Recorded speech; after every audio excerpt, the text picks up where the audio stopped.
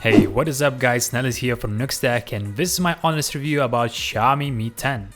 This new phone from Xiaomi is not cheap anymore, but still, it's one of the most affordable flagship phones of 2020, which comes with the latest Snapdragon 865 5G connectivity and 90Hz Super AMOLED screen. But is it worth buying, and does it deliver the better value compared to Xiaomi Mi 10 Pro or OnePlus 8? Well, let's figure it out in this video review. So I have been using and testing this phone for more than 1 week already, and to be honest, transition from my OnePlus 7 Pro was not that easy. You see, 7 Pro was already a great phone, I got used to that snappy Oxygen OS, and the 90Hz full screen design with a pop-up selfie camera was something unique. The only thing I wanted more from it was a wireless charging feature, better camera, and the battery which would last longer. But let's get back to our main topic, Xiaomi Mi 10. Unboxing experience is very similar to other Xiaomi phones, and inside this shiny silver box we'll find SIM card ejection pin, USB-C to 3.5mm audio jack cable, English manual book, transparent plastic case with some grip pattern on the back, of course a Xiaomi Mi 10 phone itself, USB Type-C cable, and a 30 watts fast charging power brick. When it comes to the design, I have to admit that once again Xiaomi delivered a really great looking phone. Of course that shiny back cover looks gorgeous, but at the same time it makes the phone a bit slippery, and more than that collects all my fingerprints. Despite that, Xiaomi Mi 10 feels super solid and premium in the hand. It has curved edges all the way around, and a Gorilla Glass 5 covers both the front and the back. Just like on many other flagship mobiles, camera bump on the back steps out quite aggressively, and the only option to solve this issue is by adding a protective case. I have already ordered 8 different cases and some cool accessories for Xiaomi Mi 10, so if you want to see that upcoming video, make sure you subscribe to my channel. On the right side of the phone you will find a power on, volume up and down buttons, on the top IR blaster, full-size speaker, and finally USB Type-C port, SIM card slot, and another stereo speaker on the bottom. Xiaomi Mi 10 has a beautiful and bright 6.67 inches 9Hz Super AMOLED screen with a maximum brightness of crazy 1120 nits. The difference is really noticeable when compared side by side to my OnePlus 7 Pro, especially under the direct sunlight. Although I prefer full screen design with a pop-up camera, I have to admit that I hardly even notice that little selfie punch hole on the new Xiaomi Mi 10. You see, for the most of the apps, the notch will naturally hide within the status bar. For gaming, you will most probably cover that area with your fingers, so the only trigger could be while watching YouTube or Netflix with a zoomed in aspect ratio. Full HD Plus resolution might not be the highest among the other flagship phones, but to be honest, it's more than enough. Indeed, everything on this AMOLED screen looks super sharp and crispy, colors are accurate, and you can also adjust them based on your preference. I like to set it on natural colors. Inside of the settings menu you can also choose between 60 and 90 Hz screen refresh rate, but once you enter the high refresh rate zone, believe me, you will not want to go back to 60. To make things even better, 180 Hz touch response rate makes scrolling and gaming experience more enjoyable, and to add some comparison here, my OnePlus 7 Pro has a lower value of only 135 Hz. Finally, Xiaomi Mi 10 has a snappy under-display fingerprint scanner, just as expected. From my short-term experience, I've found it to be accurate and it takes less than a half of a second to unlock your phone. Add to this, you can also set up 2-day face unlock, however it's not as secure as the previous unlocking method. On the specs sheet, this Xiaomi Mi 10 camera setup doesn't sound as impressive as on Mi 10 Pro. This is of course due to the lower phone price, so Xiaomi decided to cut it on behalf of the camera.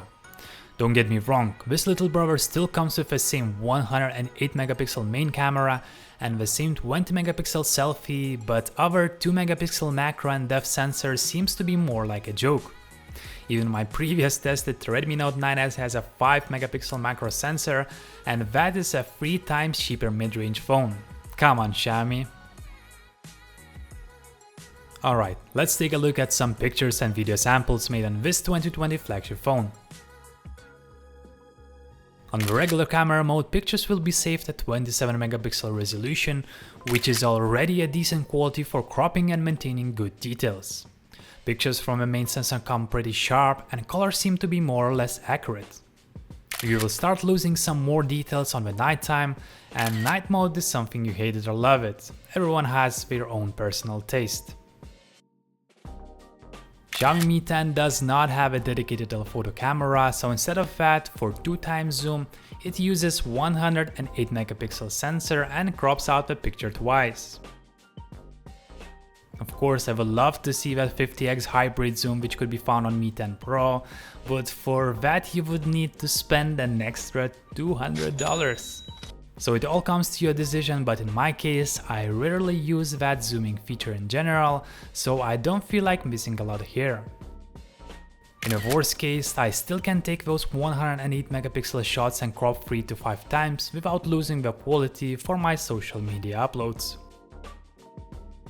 For ultra wide angle shots, you can use a 13 megapixel sensor, however it's not as good as the main camera. You can clearly notice that there is no consistency in overall image quality, nor color reproduction. Of course, I'm happy to have an ultra-wide camera as it allows me to have more versatility, and for me personally, a good ultra-wide camera is way more important than a telephoto.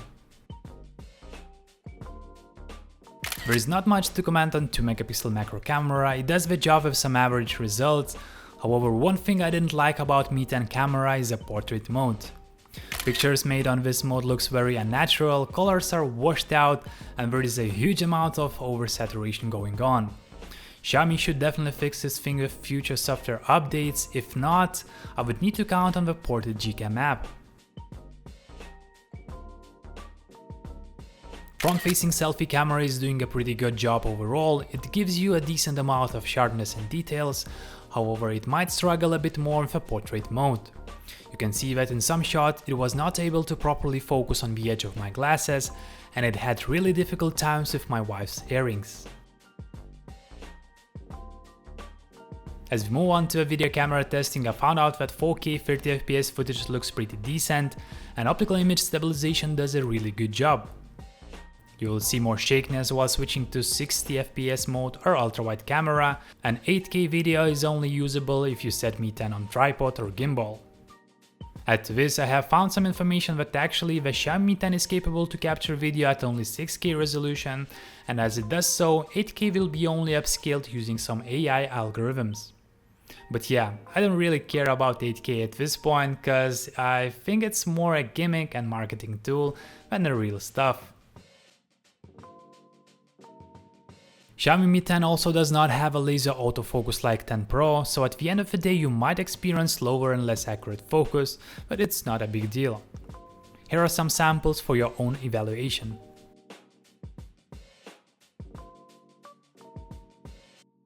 You also have an option to shoot 120fps slow motion videos at 1080p, however I found it to be interesting that it doesn't support 240fps or higher, not even at 720p. To complain a bit more, the front-facing camera does not have an optical image stabilization, so all videos on the go will look a bit shaky. This is the area Xiaomi should definitely work a bit more in, and while some other flagship phones already support 4K front camera video, Xiaomi Mi 10 is still limited to 1080p. So this is a sample video of Xiaomi Mi 10, a front-facing 20 megapixel camera, and I'm recording at 1080p 30fps. I'm checking the sound quality as well as stabilization. So how does it look? Pretty sharp? Well, let's see till the end. And now let's have a bit of stabilization while running.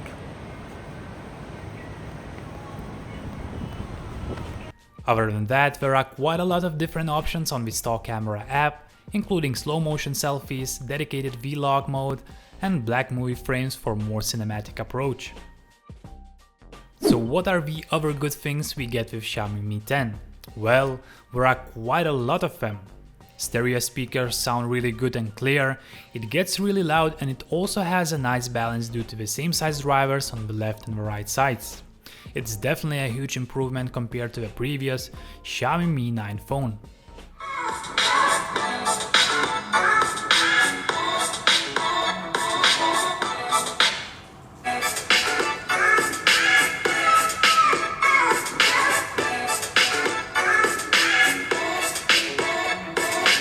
Furthermore, Xiaomi Mi 10 has even a bigger battery of 4780 mAh compared to 4500 mAh on the Pro version, and it easily holds up a full day even on the 90Hz screen mode. By the end of the day, I'm still having around 20 to 38% of the battery, which leaves some extra room for more intense scenarios in the future. Xiaomi always surprised me with fast charging speed, so no exception with this year's flagship phone. Mi 10 is capable of charging at a 30-watt speed both by the cable and wireless charging, and 5 watts reverse wireless charging could be really handy in case you need to charge your earbuds or help your friend with a dying iPhone battery. Of course, you will need to pay some extra bucks for a wireless charger, but I think it's totally worth it as it gives you more freedom, flexibility and comfort in your life. My 30 watts original Xiaomi wireless charger is already on the way to me, and as soon as I will get it, I will make a full video review about it, so stay tuned by turning on the notification bell icon. Add to this, I really like the new haptic engine on the Xiaomi Mi 10. It gives you a nice tactile response to the gestures, and you can also adjust the strength level in the settings menu. It reminds me of all good times when I was still using an iPhone, and Apple is generally known for having one of the best haptic solutions in the market. Finally, the latest and the most powerful Snapdragon 865 for 5G is nothing but beast. Compared to the previous generation Snapdragon 855, it has around 20% better performance in CPU and somewhere around 20% better performance in GPU. It sounds great, but at the same time I couldn't really feel that boost compared to my OnePlus 7 Pro, no matter what I did or what games did I play. 5G is still a gimmick at this moment, but despite that, there is nothing wrong with having it, as it makes the phone more future-proof. Wi-Fi 6 is yet another feature of Xiaomi Mi 10, and it seems like this new Wi-Fi standard will be a general trend of 2020. And guess what? On the upcoming days I will be doing one more video of a new Xiaomi Wi-Fi 6 router, so it will be a great chance to test out the Mi 10 phone on it. I will do a speed and coverage comparison between my regular Wi-Fi and Wi-Fi 6, so if you're interested in that as well, definitely hit that subscribe button. Also, let me know guys if you would be interested in seeing the separate gaming and performance test of Xiaomi Mi 10, and if so, write down the games you want me to test in the comment section down below. So what are my final thoughts about this new Xiaomi flagship phone? To be super honest, I really like it. If you can get the Mi 10 somewhere around $600 US, it really gives a good price to specs value. It is a premium phone and it has the main flagship specs including Snapdragon 865, bright and snappy 90Hz AMOLED screen, well-balanced stereo speakers, and some really amazing features like 30 watts wireless charging. I don't see a lot of additional value buying the Mi 10 Pro version unless you really want to have a better camera setup, but other than that, I would go with regular Mi 10 to have a bigger battery and save those 200 bucks. I also think Mi 10 also beats OnePlus 8 with similar price, although I personally prefer Oxygen OS over the Mi UI. And that is it. What do you guys think about Xiaomi Mi 10? I hope you liked this video, and if you did, please hit that thumbs up and stay updated with my new tech video reviews. Thanks for watching, this is Nellis from Nukes Tech, and I'll see you next time.